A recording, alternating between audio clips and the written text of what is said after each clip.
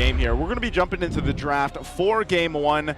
Did I miss it? What map are we going on for map 1? Broken Walls. Oh, it's actually, so we're breaking the walls for map 1. This is different than what we saw yesterday, and even shades of week 1. Baksha first pick for Team Falcons. This is such a Kyle pick if he does end up going, unless it's, I don't know if it's going to be actually flexed or not for Ogwin, but that is a possibility. Yeah, so now I'm looking towards Falcons actually eyeing out the Valentina with the Eve taken out, and it has risen up as a really great pick.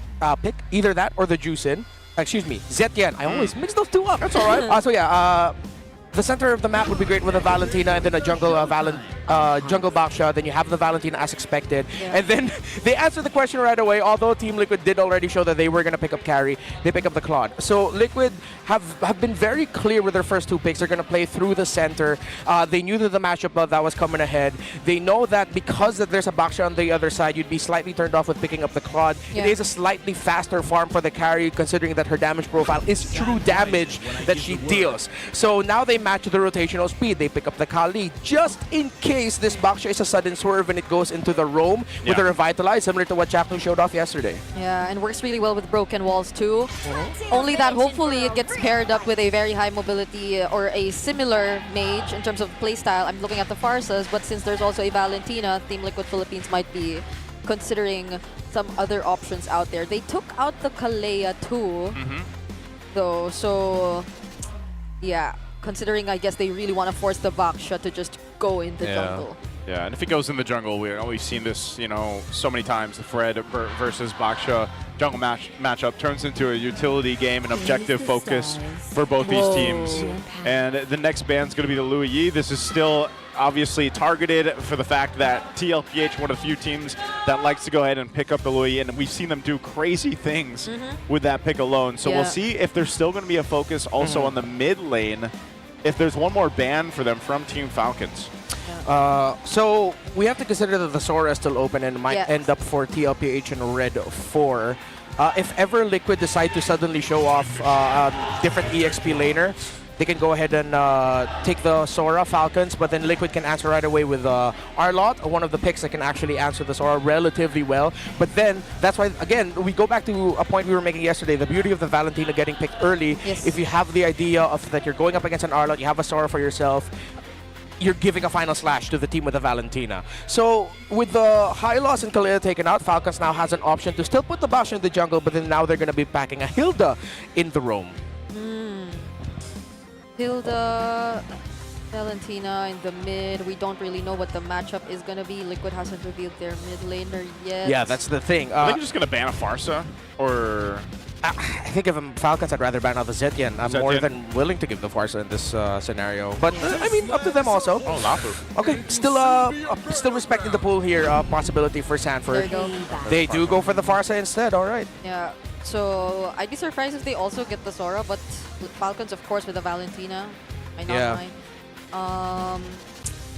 So let's see what they could be potentially considering here, because I do feel like the Arlott up against this lineup would work really well, but you're also playing into the possibility of going up against Sanford and his Sora. Yeah. Which is, I guess, even with the presence of a Valentina, very much threatening. So. Yeah. That's why you're picking your poison. You still have Sora Arlott available. Alice is up. Glue is up. There's a lot of picks that you could go for in the EXP lane. That's why these two teams decide to, again, considering the keys to victory that we had earlier, river control, EXP laners' importance being part of that map, being part of that in the map. Part of the map. Words. My goodness. That's why they leave it to the second phase. They want the best matchup possible. So they go for the Phoveus, and they still go for the Hilda as expected. It is a jungle Baksha. So now it's free pickings for TLPH. But again, it's the Valentina that's making them think twice about going for Sora, going for Arlott. They might just end up going CC, honestly. Oh, because if you do pick up the Sora, we know that can work really great with this lineup, but then you're ultimately also giving 2 great options in terms of, actually no, there's like 3 great options for the Valentina to get an ultimate. Not only that, but also we've seen the Fredrin also be taken by Valentina with a great timing on using the energy eruption for, of course. So there's a whole lot here that can take. There it is. Sora's picked in. Okay. So they go ahead and still play the Sora into the Valentina. Again, not impossible, but then now that also makes Team Liquid Philippines be a little bit more careful with their engagements. Hey, do you want 1,000 MLBB diamonds? You can get a chance to do that right now, Superfans. You can scan that QR right there. Let us know. Predict the match winner correctly, and then you get a chance to get 1,000 diamonds. You'll have plenty of chances today, as, again, this is a triple header. Super Fam Sunday. Saturday. It's Saturday. Super family okay, Saturday. I get it. You know what I mean? I also want to feel like it's a super fan Saturday, but the way we just started off with the Clash of Titans makes it feel very grand finals-ish. What a way to start the day, you know, for this one. Take a look at the lineups here. This is what we've got for our game one, this best of 3. Team Falcons versus TLPH. You guys can let us know what you think in the comments too. Who's got this one? Who's got the better draft? I have to say that on both sides, I think depending on that early game goes, we've seen it with Valentina where they're able to secure themselves in early game and make things happen. We'll see if that happens for Team Falcons here or TLPH takes this one quickly. Yeah, we're looking at the roam mid-trio trades early on. If anyone's going to be forced to use a flicker, a battle spell, very early, forced to go back, losing minion waves and levels for themselves. Or, add to that also, again, who gets to flank EXP lane first? Okay, there you go. This is what I'm talking about, man. And it's funny because they're the typical combo, the Valentina Khalid, are across from each other, but they do poke each other quite down. But at least for the Khalid for JP, you can go ahead and just kind of heal yourself back up. He's got to go ahead and secure this side of the jungle too for Carl TZ as Ogwin's trying to get that information over here. Yeah, good man marking onto Carl. So Falcons have the laning red right now. Teddy going up against his signature pick and handling the laning well so far against Super Marco. Yeah, that was the Purify. Already forced out. By the way, Kyle didn't go straight for his orange. What he did was a purple route, I believe, if I'm not mistaken. They were the ones that got litho. Then he went into the jungle of TLPH, got a green camp, did not get the gold crab, and now is going to get a late orange buff. And that's just because he had the information he needed from that Ogwin provided on this Hilda here. So decides to go that route, sets himself up to go ahead and get a good early rotation. We'll see if they actually try to make a play before the turtle comes up, but with these kind of lineups, I'm not sure if that's going to be something they want to do here. Takes a visit in the mid lane, but they just ultimately want to set up for the objective. Yeah. Okay, there's just so much mobility for both of these mid duos going up against each other. But they're both setting up for this first turtle. Yeah, Flap now level 4.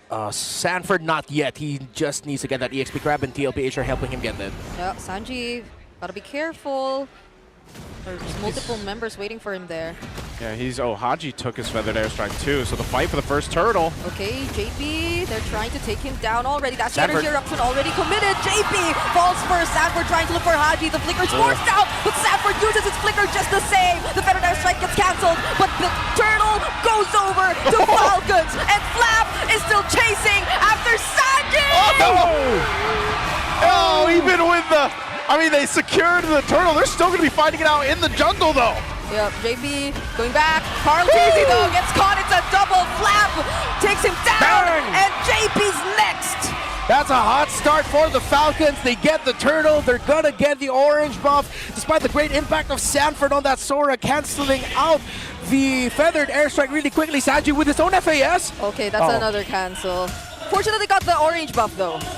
Okay, he got it. At least Sanji got it. At least Sanji got it. I gotta say too, going back to that fight, great job by Sanford to stick on Haji to kind of lock him down, but they lost that fight, man. Even with that, Team Falcons just showcasing that, you know, they've been around these turtle dances, these lord dances so many times, especially with this kind of lineup, that they know that target acquisition they have to go for and ultimately get the upper hand. Now with this, it's 1,000+ lead for them, but they're going to continue to press on the wound. Okay, JP. it's a back shield unity. JP couldn't even use the quick sand guard. They're just pushing forward every single time. Yeah, let's see who's going to get this purple buff. Both junglers have their retributions. Okay. Carl TZ puts it in the bush. Oh, Ogwin doing such a great job here.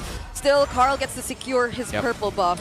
So we saw from the earlier trade the difference in the impacts between the Sora and the Phoveus. Because of the damage profile, let's look at Team Liquid Philippines. They don't necessarily have something that will mess up this Phoveus early on because we know how Phoveus excels with longer team fights, how long he can drag a team fight out, jump in on you, the spell vamp that he'll be able to get as well, the damage that he's constantly dealing, that you're not really going to feel damage onto Flap's Phoveus up until Teddy Cutie joins in the fight. So Liquid is going to be now looking to slow things down a little bit, try to stop Falcons from getting into a massive 5k, 6k gold lead, and then once Teddy Cutie starts joining in, they can be a little bit more comfortable trying to take the EXP laner down. Yeah, just look at Flap. He's starting things up all by himself. Raging Sandstorm though, and there goes the ultimate coming in from Sanford as well. They finally find the kill on Ogwen, but can they still last? That's Haji, Flap, and Kyle already working with Car. Somehow still gets to survive, but not for long. Sanji now joining in. There's another Infernal Pursuit. JP might just get away from this, but Flap says no.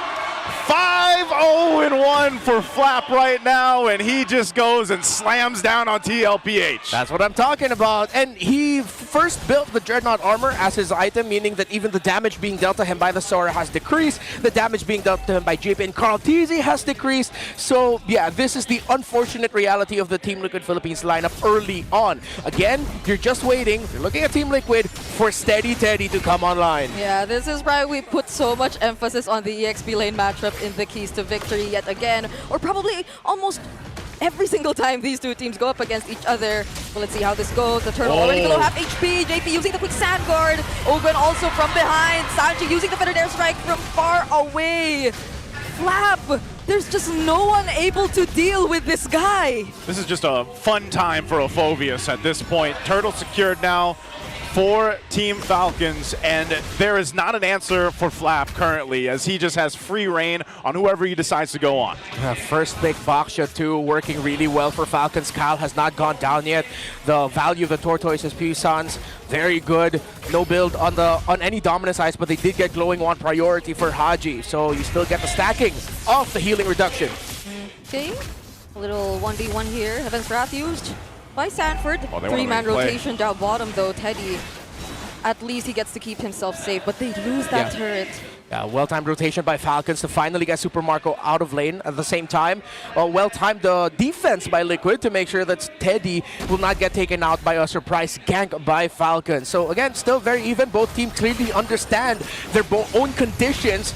They're just playing for it. Still a very close game. There's a chance Liquid can turn this around, but you do really need Teddy involved. But the question is, how will it go when Super Marco is involved? Will you actually have enough to deal with both the Claude and the Phoveus on the side of Falcons? Take a look right now. Both gold laners are basically having the time of their life, farming up. You know, they haven't had to be in too much of this just because the rest of the members on both sides are doing everything they need to do. So that is a great question to see just exactly how it's going to change once you lead into that first big objective. Once this either Turtle is taken again by Team Falcons, then we get to the Lord, because by that time, definitely both gold laners will have that trinity of items they're looking for and be a big part of winning the team fight for the team here. Yeah, speaking of trinity, Super Marco decided to go for the Claude path of building the Swift Crossbow, not full building that into Corrosion Scythe, but then going DHS right after that, because now that he's out of the lane and he has DHS and a Swift Crossbow, it's a soft, almost there trinity that he also actually has the lifesteal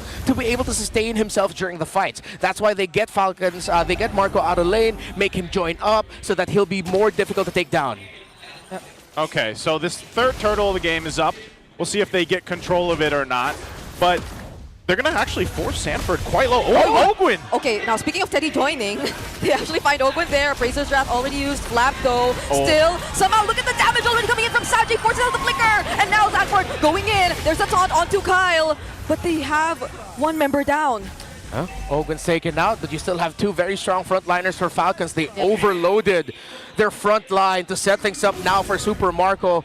And it's also a tanky front line that can win the early to mid. But as we see, TLPH have got Teddy involved. They're trading out towers and the sides. Teddy was able to get a kill on the board. It's very even, very Titans. It's just going to blow up into one big fight. Yeah, and that's going to happen around this Lord here. So as they fight for control, we'll see exactly how they manage Super Marco at the same time, because he's just sitting down on this bottom side. Sanford will push him off. But still, it's TLPH knowing that it's kind of great if they can get a pickoff. If not, they go full-on fight Team Falcons. But so far, it's maintaining distance from Flap. Now, Flap doesn't have his flicker, which they might even wait for and just try to delay the Lord take till all this is available for them. But that's one thing to take note of, too. Even that small lead that Team Falcons has right now, if Flap goes down and he gets shut down and let's say it goes to Teddy, that's a whole lot of gold. Oh, that's massive. Wings by wings canceled by Kyle and his entry.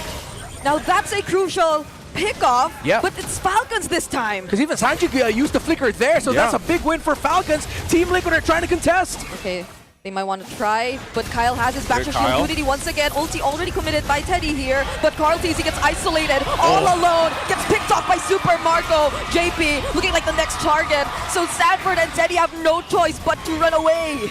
That was such a good decision from Team Falcons. They knew they had a numbers advantage, but then Kyle's like, well, I'm a Baksha. I'm just going to take a trip around to the back line. Finds KarlTzy right there, and then they go ahead and get themselves a kill plus a secure on the Lord. Falcons really do not give a damn about the box of Team Liquid Philippines right now. They know how easily they can just penetrate the formation, break down the Team Liquid Philippines strategy, dive Sanji. Without Sanji, it's too much to ask from the carry. JP also has suffered 6 deaths in this game as well. 3 for KarlTzy. Falcons might be on the way here, but again, with these two, they do have that weird tendency. Lord 1 trying to march into the base. They end up taking a lot. Look at how many belts that Baksha has, man. I know he's going for Sky Guardian helmet, but that's crazy. No wonder he's so beefy. Hey, you know what? If only you could wear 3 belts in real life. I've tried it. It's not fun. Okay, well, he's got the Guardian helm now. And so that's locked in. They still have the Lord down bot. It's going to take out this tier 2 turret in the bottom side. They're trying to make a play up here, though, so Torn's going to be used by Sanford, but they're really just trying to staunch some of this bleeding that's happening across the map. You can see in a matter of minutes, the lead ballooning now for Team Falcons. Didn't even get to force the Purify out for Super Marco. So a lot of their key members have remained deathless up to this point, but at least they get to work and defend their holy shield. Oh, wait. Oh, they almost kept it up. Oh, no. JP will get punished here, though. That's a knock-up, another from the Dark Wave. Sanford can't find the setup, too. They're just trying to defend their base turrets. Classic Claude move, man. Make it seem like you're going to get taken out, but then you're fine, and then your team jumps, and whoever decided to jump on you. seventh death for JP. Yeah, definitely a tough one for JP this game from start to this point right now. And you know, you've all been there. You've all seen the roamers feel like that, and it's a frustrating place to be in because even though you're supposed to be one of those frontliners or setters for the team, you're kind of just getting blown up, and you gotta almost rely on someone else to help you set things up or at least be there. But even then, you know, you're looking at the itemization difference. Gold lane, Teddy has had quite a bit of time to farm up. He's got a Trinity, but he's just the problem is, and this is what we see with a lot of carries when they're locked into a composition. If they don't have the space to work with, they're almost non-existent. Like we've seen that before. Yes, he got a solo kill earlier on, or he got a kill on Ogwen, sorry, but he's not able to actually utilize these items that he has on the carry just yet. It's a very TNC week 1 type of situation that we're seeing. Although he did, get a kill earlier, but that was when the team fight was sort of split up, when it favored them a bit more. But I doubt at this point that Falcons will even allow that to happen, because even looking at their lineup, I think the only person who could just really go and split, at least now that they're in the lead, is Marco, who could just easily catch up too. Yeah, look, 3-level gap between Marco and Teddy right now. 15 for Marco, 12 for Teddy. And consider the fact that Falcons doesn't even have, well, based on the last item check that we saw, any direct counter items for this carry, and they're still doing fine. No Dommy, no Chastise, no Blade Armor. It's just raw brute force defense that's messing up the row mid trio. That even then at this point, with Teddy being there, now there's finally a Chastise Pauldron that Teddy has to watch out for on Ogwen that will slow down his attack speed. Dare I say, because of how we saw it, Falcons have won the draft through the Phoveus EXP lane. Yeah, Flap's start in this game and just how dominant he's been throughout this is exactly why he was highlighted in the keys to victory here for this matchup. And so they'll go ahead and fight for positioning around this Lord. KarlTzy does pick up a Pauldron himself, but I'm not sure if, depending on what JP is able to do here alongside KarlTzy, but Flap jumps in again. Let's see if there's a response, just kind of heat checking TLPH. gaining space here. Okay, Kyle with the backshot shield unity, but this is enough. Oh, this JP. is enough space to work with. Liquid will not contest. So you don't have to fight. You don't have to force anything. If you just whittle down JP and they have no entry point. Yeah, they couldn't. And with the Siege too, yes, there is a Farsa, but it's only a 2-item Farsa. Even with the Divine Glaive Rush, there's already 3 Athena shields. Falcons can, my favorite statement, throw bodies. Yeah. Team Liquid Philippines, when it comes to the base siege, that will provide all the ample space for Super Marco. There are still 2 base turrets, no, excuse me, I believe 3 base turrets Yeah, three. that Falcons needs to bleed through. They have to manage the top and bottom lane minion wave, but this could be an end angle already. Yeah, it's going to be so tough for Teddy to actually do his job here. Though he does have the flicker, so they could probably take advantage of that in terms of repositioning and finding the right targets. These are 3 waves synced up, near perfect by Falcons, so they're bound to lose. Hopefully, or for Falcons, they definitely want to lose all. Oh, but that's a setup coming in from JP. Surprising damage coming in from Liquid as well. Multiple flickers burned. That's Sanford going on to the backside as well. Still flickers to safety as well. Liquid have actually lost just 1 base turret from that. Now make it 2. Okay, they still have a minion wave in bottom, but I think, yeah, Team Liquid Philippines will now push out and stop Falcons' siege. See if they can get a win here. If they can get the purple buff plus a kill. No, well, Falcons are not going to show themselves to allow that. There's still 1 base turret for Liquid. Not over yet. 2 turrets down off that Lord push. A healthy lead here for Team Falcons. And they know they don't have to force it. That's one of the situations. It was also... It's one of these compositions for TLPH where they should have a decent defense when it comes to the base defense and clear things out, but they might be overzealous here. Oh my goodness, Ogwen and Kyle both went on Carl at the same time! But that's a Raging Sandstorm setup. Teddy getting to land his basic attack. Flap though getting shredded as well! A setup from Sanford shutting down Flap! Super now Marco. on the spree, but he gets traded out as well. Saji somehow finds another kill, but now it's Kyle and Super Marco finding Teddy! Sanji and JP have to run back. Marco! The difference maker was the Valentina. Sanji with the flicker, the stun. Okay, Curse of Crow! Marco does not force it. They have minions. Top, mid. Feathered airstrike back for Sanji. JP has good wave clear as well. They're gonna clear as much as they can. Super Marco though will definitely still give it a try. There are minions that are still gonna march in. They terrify on JP, but he still gets the last Raging Sandstorm, not for long. Will this be enough? The wave clear. The retry from Carl still defends the base. They bought enough time to stay in the game. They have to continue to defend, let themselves get back into the game. But man, TLPH somehow didn't lose there. Team Falcons, they went for a fight in the mid lane. Super Marco was able to join. It was a shutdown though on Flap, so we do have some of that gold going over to TLPH, but nonetheless, Team Falcons still in full control. They do have control around this Lord here, and now it's going to be interesting. Does TLPH take what just happened and try to do something about this? But without JP, there's nothing they can do. It's a blitz for Falcons, and Liquid will need to pull off another miracle with this defense. The minions are going to look great for Falcons with the siege. 8,000 gold lead. That was the best looking fight for Liquid since the early portions of this game, yet it still took way too much to get what looked like a measly win. Falcons, it's endable, but will Liquid pull off another miracle?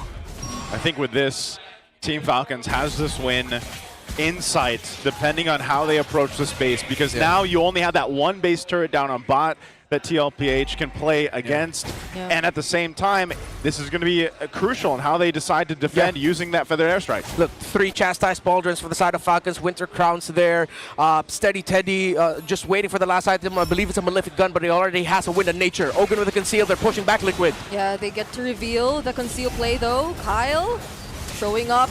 Back to Shield Unity. They have to defend the Lord first, but it's already inside the base. And now Falcons will literally just keep throwing bodies. And they're working on the base as much as Liquid wants to defend. Falcons will take game number 1. I mean, they've been spending a lot of time in the gym together as a team. They just bodied Liquid from the very beginning.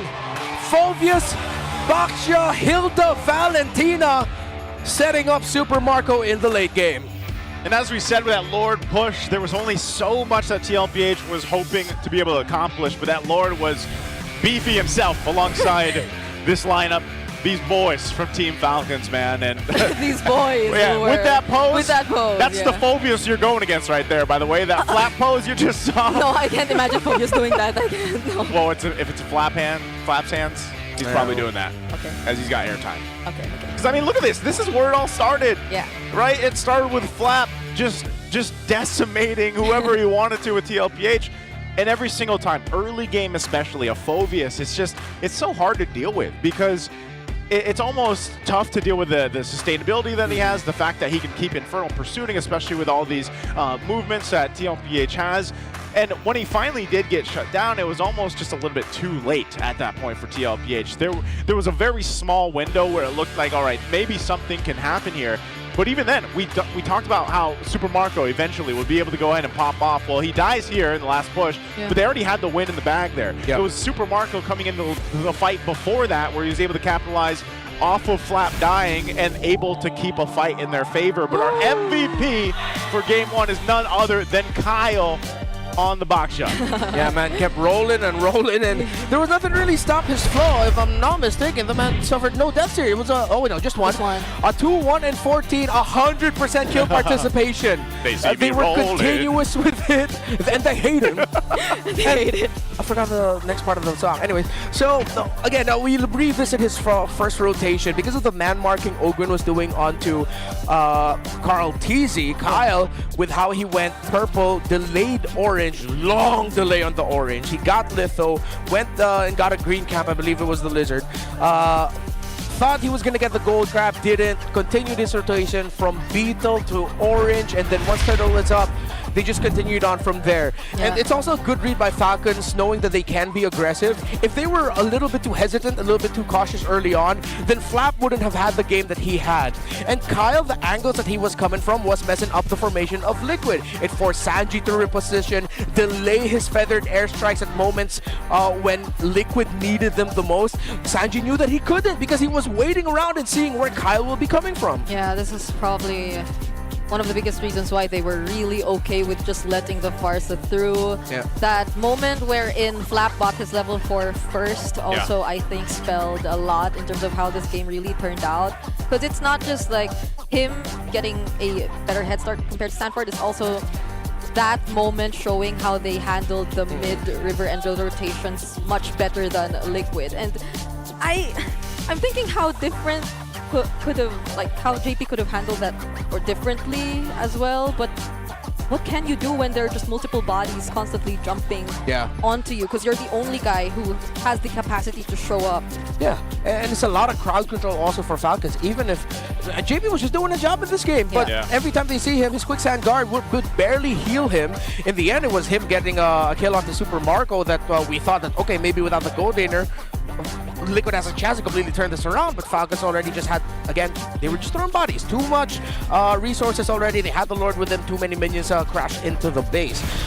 One thing that could have gone differently for Liquid is if ever Flap misstepped in the laning phase, they could have gotten a dive for him. Remember, it was both Flap and Sanford who hit level 4 at the same time. Falcons just controlled the river, meaning that Liquid really couldn't find any angle to maybe try to get on Flap before the turtle came up. That's why, again, we put a lot of importance into the EXP lane matchup. Who gets what here? Not to bash on the Sora pick. It was a great pick. They know that there is still a lot of value of the Sora despite the presence of the Valentina. At that point, you're willing to take it, but you see just how much it changes with a Sora cosplay on the other side as well. Yeah, there was multiple times that we saw Haji utilizing the IMU ultimate of the Valentina in different scenarios, and there was a lot of good options for him to go ahead and take, and we saw him cycle through that. But not only that, it was just, and it was one of those things where it's like JP almost just didn't have much of a choice, like because he had to deal with so much of that frontal damage, especially early on. He got behind basically as the roamer here in a sense, where then like Brigitte mentioned, he just wasn't able to really capitalize on the way that he picked the Khalid.